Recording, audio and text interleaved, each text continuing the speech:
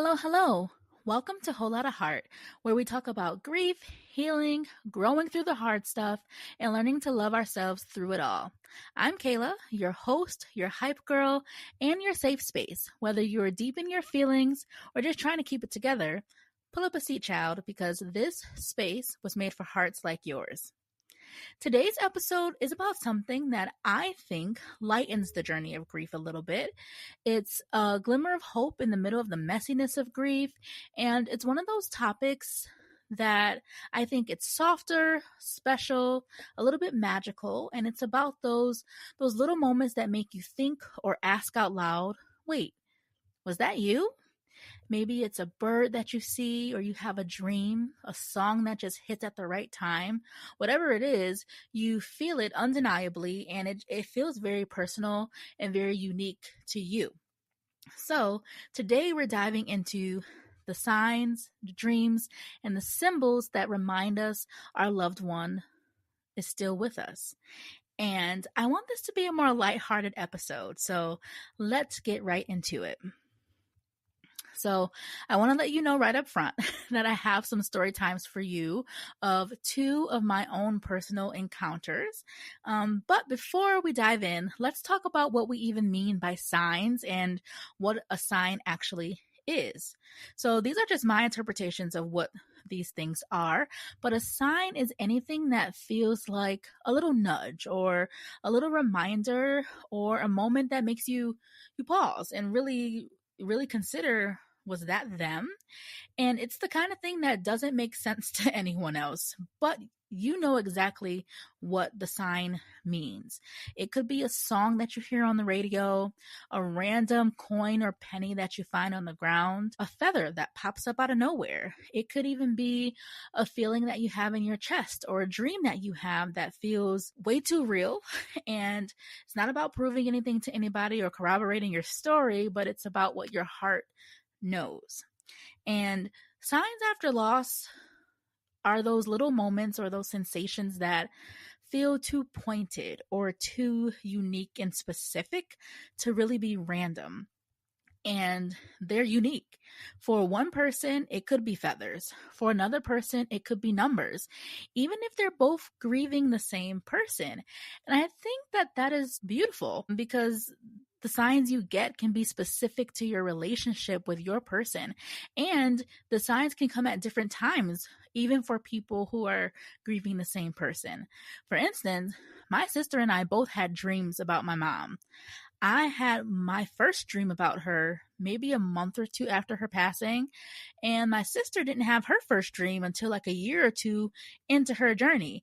And it doesn't make either one of those experiences less meaningful. I believe that they happen and these signs appear when the person receiving them needs to have them. I mean, signs really don't have a rule book. It's certainly not a logical thing. It's more of like a emotional and spiritual resonance between you and your person. And signs often show up during grief waves, both in the peak of the wave and in the low parts of the wave. They can show up during milestones. Maybe you're getting married. Maybe you're having a baby. Maybe you're buying a house. Sometimes you'll see your loved one appear during those types of moments. Or maybe you have to make a big decision. Should I buy this house? Should I take this job? And, sometimes your loved one will come around for reassurance to you. And they carry emotion, even if they're small. They carry a meaning and a feeling that you cannot ignore. So let's talk about the kind of signs that people notice after someone passes. I've mentioned some of these already, but this list are the most common ones that I've heard, some that I've experienced, but obviously this is not an exhaustive list by any means. So the first one being butterflies, dragonflies, and animals. Things in nature make sense to me. I feel like experiencing, the spirit of your loved one after they've passed is very much a nature thing, very much a spiritual thing. So that makes sense to me.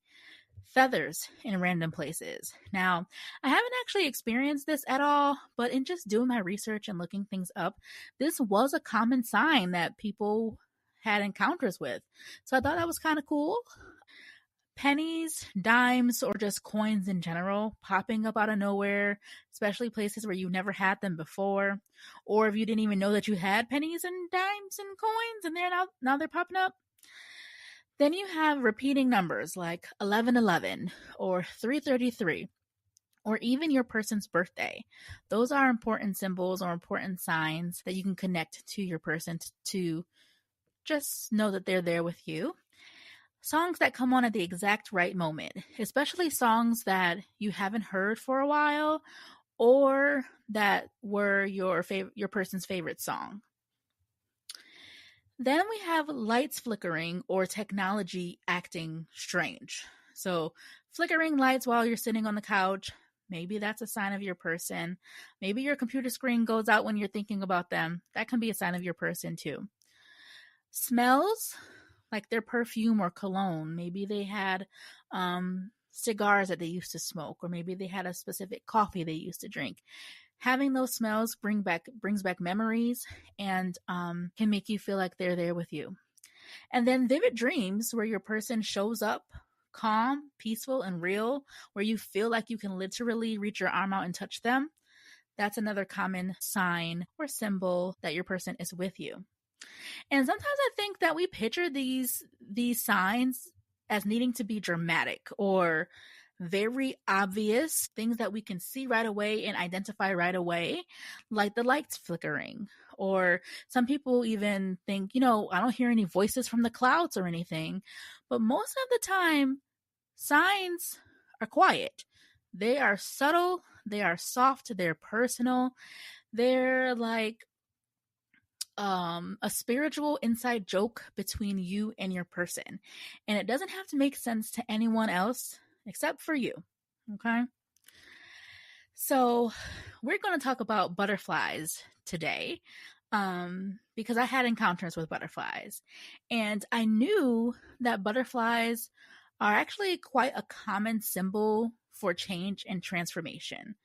That's apparent to me. We all know the process of how butterflies become butterflies. They begin life as a caterpillar and then they cocoon themselves into what is called a chrysalis. And that's where their transformation happens. And in fact, this podcast was almost called the Chrysalis Podcast because of the transformation. Unfortunately, that name was taken. Then they emerge from this chrysalis as a beautiful butterfly with bright colors and patterns. So we understand the connection to the butterfly with the idea of change and transformation. But I did not know about them as a sign relating to your loved one who's passed on, at least not until after I've had my own encounters. So let me tell you my story of the orange monarch butterfly that I came across. So one day in July of 2023, this was about 2 years after everything had gone down with my mom. And I was in the bathroom getting myself ready to head to Shakespeare in the Park with one of my best friends, Marina. We've been doing this together since probably middle of college. And while I was doing my hair, getting all beautified, an orange monarch butterfly flies right past my face into the hallway that I have outside the bathroom and toward the kitchen. I don't know where this butterfly came from. I have no windows in my bathroom, so I don't know where it came from. So now, those who know me, they know I don't mess with insects, okay? Or anything flying that I can't catch. Like insects like moths and butterflies, for some reason, they trigger this anxious reaction. Like I start to sweat, my stomach starts to turn. So you can probably imagine that I am freaking out because this butterfly just flew so close to my face and now it's in the house. So I tried to follow it out into the kitchen and it was nowhere to be found. I couldn't find it. I couldn't see it. It was nowhere. So I went to the living room to open the front door, so that if it came through, I can free it. Like I didn't want to harm it.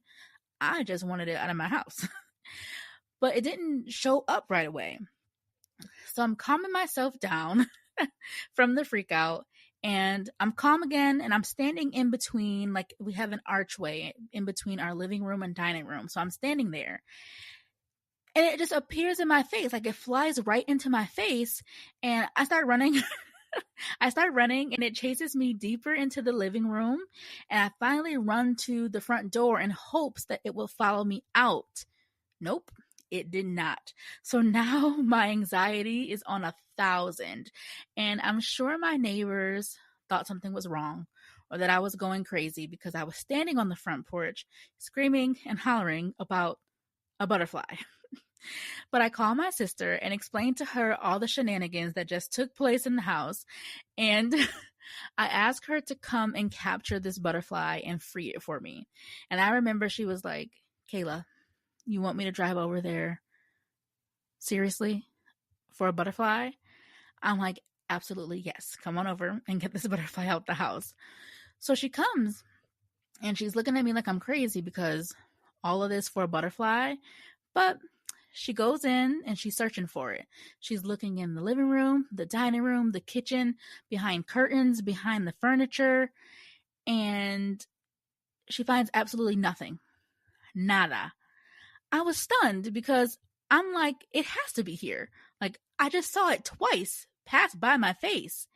So I tell her, go sit in the living room. It will come out once we relax and kind of calm things down. She was there for at least 45 minutes before I left for Shakespeare in the Park. And she stayed at my house for probably a good 2 hours after I left. Nothing. She found nothing. But I know what I saw. So I get home that night and I call my sister and she tells me how she found nothing. Therefore, I'm thinking that means this butterfly has not been removed from my house. So I was low-key panicking because I gotta go to sleep. But that butterfly, to this day, has never shown back up in my house. I haven't seen it in the house since it swirled around me in my living room. And I remember when I called my sister the next day after this whole debacle, she's the one that was like, maybe that butterfly was only meant for you to see. And I'm like, And then she says, maybe that was mommy. And remember how I said signs can show up at different times for different people? Well, I realized what time of the year we were in when this happened. We were in the anniversary of those weeks where we were in the hospital with her. And I think she was appearing to me to let me know that she was free and she was okay and that she's always here with me and not to feel bad about what happened to her in the hospital. And I think that was a beautiful time for her to come, but I also think that she was playing a bit of a joke on me appearing as a butterfly because she knows how much I hate insects. But I remember when she and I would see a butterfly together, we would always admire them, and I would always be a little less afraid when she was there. And she would say, "They're so beautiful, Kayla. They will never hurt you." And I feel like that was such an accurate representation of my mom in that statement. And it should have been a little bit of foreshadowing for me. I should have thought about this when I saw the butterfly. My mom was beautiful inside and out. She had a beautiful spirit. And she was a gorgeous lady. And she would never do anything to hurt me. And she didn't. She just wanted to let me know she was here. But I never saw that butterfly again, or any butterfly for that matter, until the following year for my 30th birthday. I would say 30 is a big birthday, so it makes sense that she showed up on this day.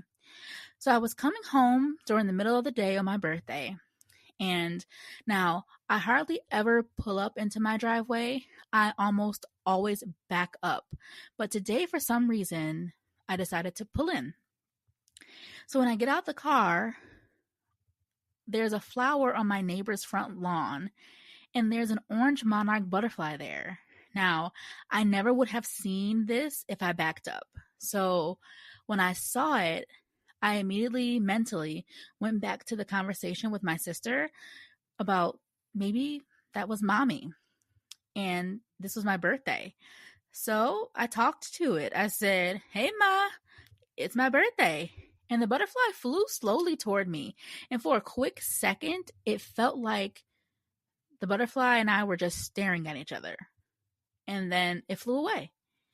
And I know how I felt after that encounter with the butterfly. I know how I felt after the whole debacle with the butterfly in the house.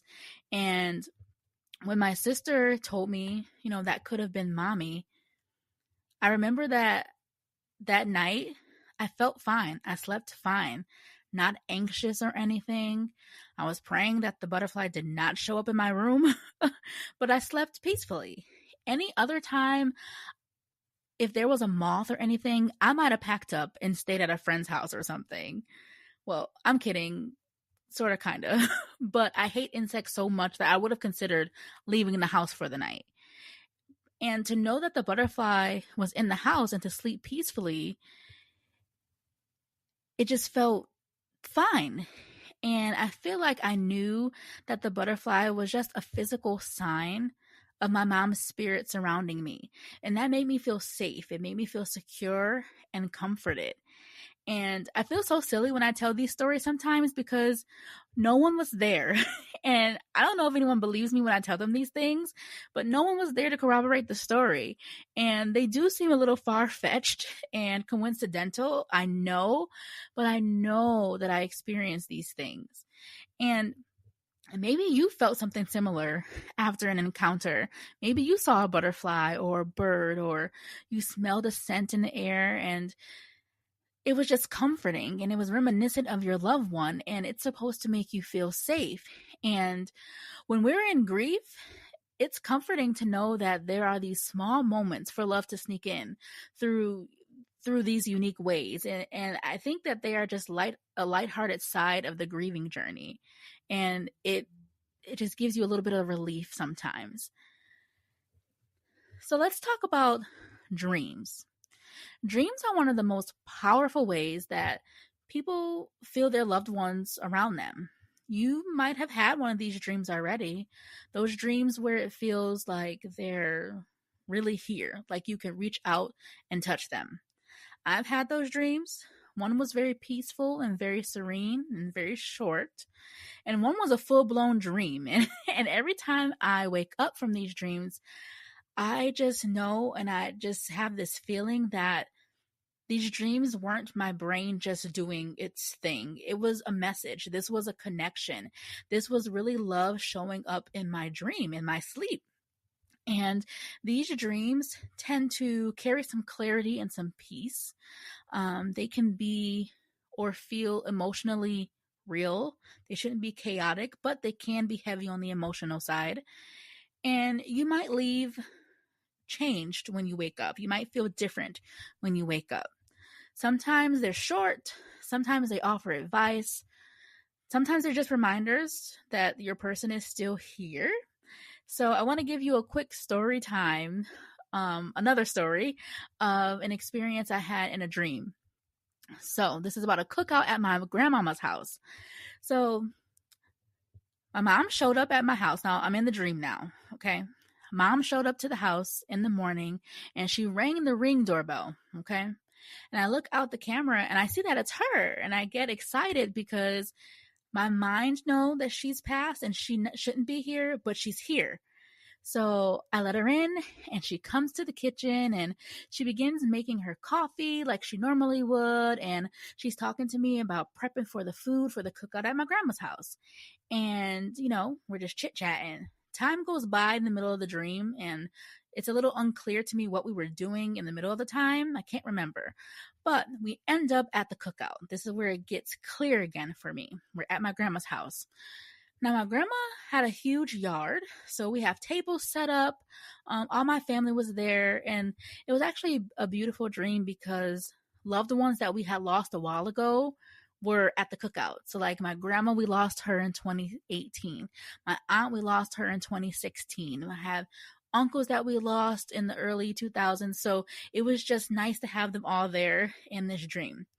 And we had a special guest, and Lord only knows why he was there. And it was Jay-Z. Jay-Z was there. And I just really don't know where he came from. But we were having a great time. We were having a cookout. We were having music playing. It was just a really good time. Then these random black trucks pull up into the yard. And you're not going to believe this, but they say that they're coming to get rid of all the Beyonce lovers. Now, as my new internet bestie, you must know that I'm a huge Beyonce girl. I love all of her music, so of course in my dream, I'm sweating bullets. I'm nervous. But sidebar, the weird part about this part of the dream is that they weren't coming after Jay-Z, Beyonce's husband. That was a little bit weird to me, but whatever. And when we weren't openly going with them into their trucks, since they were trying to get rid of the Beyonce fans, they gave us these bags of chips to eat at the cookout. Now, my sister and I immediately knew, let's not eat these chips. These are probably not good. But my uncle eats a whole bag of them, and my mom eats a few chips. Uncle passes out. He's still alive, but he's out cold. Mom is a bit woozy and wobbly for a minute, but it wears off pretty quickly and she's back to herself. Now, once she gets back to herself, she's ticked off because they're trying to get her baby. So she says, let's go get these guys. I'll help you take care of them. So we go on this mission to get rid of these guys who are on a mission to get rid of the Beyonce lovers. So crazy dream, right? But fast forward to the next morning in the dream, and my mom is in the kitchen, and she's smoking a cigarette. My mom, she did smoke cigarettes in real life, unfortunately. And I said, Ma, the Lord has given you a second chance here on earth, and you're going to ruin your body by smoking cigarettes? And this was her reply to me. I'm going to say it exactly to you how she said it to me in the dream. She said, Kayla, I'm not staying here. I just came to help you and guide you through dealing with these Beyonce haters. But I'm leaving and I'm heading back. I'm going back to be with Jesus. And he ain't going to let me smoke up there, so I got to do it before I go. And I was cracking up and I was holding back tears at the same time. And as funny as her response was, it made me realize, or it reinforced for me that she is gone. But it made me realize that her spirit is still here with me and she's still here to help me. And I see it. I see her in me so often. Like when I have to solve a problem, I can hear solutions that she would say in my head in her voice. Or if I ever do anything or say anything, sometimes my friends will say, that's something that your mom would say, or that's something that your mom would do. So if I ever doubted before, this crazy cookout dream of mine with Jay-Z was confirmation that I always have her in my heart and in my mind. So how do you know it's a sign? This is the most common question I get when talking to others about this, and it's the question I ask myself when I realize that I may have had a sign. How do I know it's a sign and not just a coincidence? And my answer is always the same now that I've had this realization. It's very short, very sweet, and to the point. If it brings you comfort, if it brings you peace, if it feels like love, then it's a sign. And you don't need to be able to explain it to anyone else. You don't need validation for it to be real. If it makes your heart feel held for a moment, to feel full, that's enough. It's a sign, and it was meant for you. So, okay. So the sign shows up. Now what? What do you actually do when you get a sign or you have a dream? Here's what helps me, since I have experienced dreams and butterflies, so a nature component. First thing I say is just pause, just take it in, let yourself feel it, let yourself have all the emotions that come with that, realize what's happening. Don't rush that moment because sometimes they can be very quick. So just pause and be present with it. Talk to it. Say hi out loud or in your head, even if it seems silly. But whatever feels good for you, acknowledge it, appreciate it. Journal it, write it down, write what happened, write how you felt, write what you were thinking. Now, I didn't journal it, but I did put it in my notes app just so I can remember how I felt. I can remember the details of the stories. That's how I'm able to recall them to you. And it also timestamps it too, so I can see when it happened. And then share it if you're comfortable. Share it with a friend. Share it with me. Send me a message. Share it with someone who will get it. Someone who understands what these signs and these appearances mean and how they can feel and how excited they can make you. Share it. Now, there are some other options for those who actually receive signs in the form of a physical object, because I've only experienced dreams and butterflies. So nature flies away and dreams are more mental and emotional. So I don't have a physical object to do anything with. But for those of you who do, maybe you get like a feather or a note or a coin, whatever you get. Here are some things that you can do. Save the object. If it's a coin, a note, even the receipt with the timestamp on it that means something to you, put it somewhere safe that you can remember you placed it, and maybe even date it so you can make sure that you note it when this sign appeared, and start to see trends. Like, are you having signs during similar times of the year? Are the signs the same? Are you getting the same receipt with the same timestamp? Are you getting the same coin? Just to sort of see the trends. Make art or something creative with it. I think that creativity can be very spiritual, and what better thing or what better way to honor your person than to make something beautiful with the sign that they have presented to you. That way they're always with you. They are always with you, but you can see it more times than not. And then show and tell someone. Again, sharing adds meaning to it. Even if they don't get it, sharing just allows you to express your excitement, express your feelings, and, have the realization and be present with that experience. So show and tell somebody. And most importantly, don't talk yourself out of it. If it felt like a sign, trust that. Your mind might question it, and it might be skeptical because it's not a logical thing. It's not a logical experience to have. Also, people are skeptical of these types of things. They'll brush it off as a coincidence.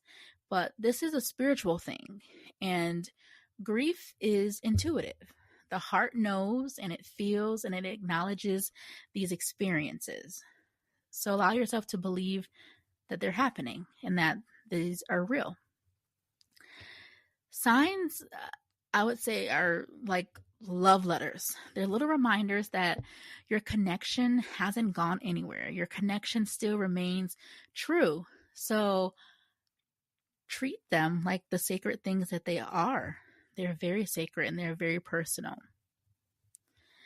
And beyond the dreams and the signs and the butterflies and all that, I think that there's something even deeper to note, and that's that your person lives in the way you show up now. Are you gentler? Are you pausing more to reflect? Are you more open-minded? Are you friendlier? Are you softer? Maybe the lessons that they did instill in you, are alive in your actions. Maybe their love has shaped your voice. It shaped your opinions. It shaped your daily rhythm. It shaped the decisions you make. And I think that that's a sign too. And it's a sign not only for you, because obviously you can see it and you can feel it, but also for other people. They get to experience your loved one through how you are now, through your actions, through how you think now. They can feel it too. And that's a sign too, that you carry them forward. And even though it's a more quieter sign, it's probably not as obvious as some of the other ones, but it's probably the most powerful. So I want you to think back now. I've shared with you two of my crazy encounters, two of my crazy experiences. So I have a question for you. Can you see times where your person was swirling around you? Can you see times where they were approaching you and they were there with you? Was that them? Maybe it was. Maybe signs are how love echoes gently, quietly, and sometimes unexpectedly. And again, you are not needing to prove anything to anyone, but what you do need is presence, to feel your loved one's presence. And if you felt it, that's enough. Grief is heavy. It absolutely is heavy. It is not a linear thing. There's, dips and turns and twists, but signs are supposed to be light. They're a flicker of connection, a soft reminder that we're not as alone as we feel sometimes. And if you ever experienced a sign, I hope this reminded you that it's okay to believe in it. It's okay to let it mean something to you. And if you haven't yet, if you haven't experienced a sign yet, I hope this helps you to stay open to whatever way your person may be trying to say, hey, I'm still here. So I just want to thank you for spending this time with me and listening to my stories. This was a different episode for me, a little more lighthearted. But I love to hear your stories. Come say hi on Instagram at Whole Lotta Heart Podcast. Tell me all about your signs, your dreams, your little moments. I love to hear all your unique stories. I'm just a DM away. But until next time, notice the butterflies, listen to the dreams, and keep your heart open. Your person might be popping by to say hi. Talk to you next week.